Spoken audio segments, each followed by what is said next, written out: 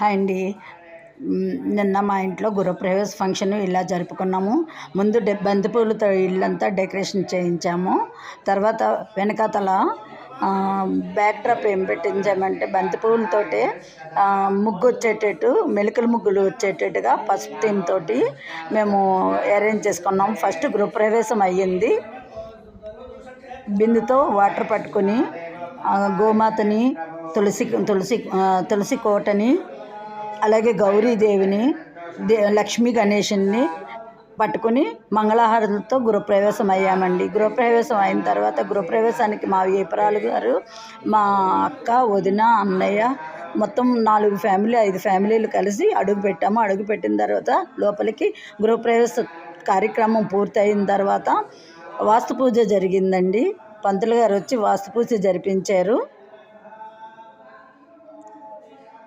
అన్ని గదులకి కూడా గుమ్మాలకి తోరణాలు కట్టించారు. బంతి పువ్వులతోటి డెకరేషన్ చేయించారు. వాస్తు పూజ జరిగిన తర్వాత వ్రతం చేయించారు. వ్రతం అయిన తర్వాత హోమం చేయించారు. హోమం అయిన తర్వాత వ్రతం చేయించారు.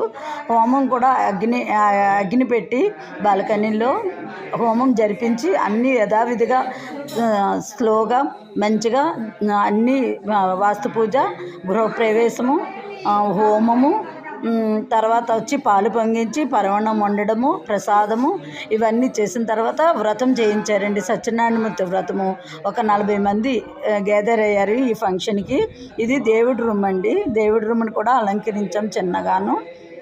ఇట్లాగా వ్రతం అయిన తర్వాత అందరికీ భోజన తాంబూలాలు ఇచ్చి సత్కరించామండి. ఆ తర్వాత ఇంకా టైం కొంచెం ఉండింది. ఆ టైంలో కొంచెం విష్ణు సహస్ర పారాయణం కూడా చేశాము. ఈవినింగ్ వచ్చి మణిద్వీప వర్ణన, లక్ష్మీ అష్టోత్తరము, లలితా స్తోత్రము పారాయణతో ఆ రోజు మాకు బంధుమిత్రులతోటి ఆ రోజు మాకు అలా గడిచిందండి ఏకాదశి రోజు. ఇది మీలో ఎవరికైనా నచ్చితే లైక్ చేయండి, సబ్స్క్రైబ్ చేయండి. Thank you.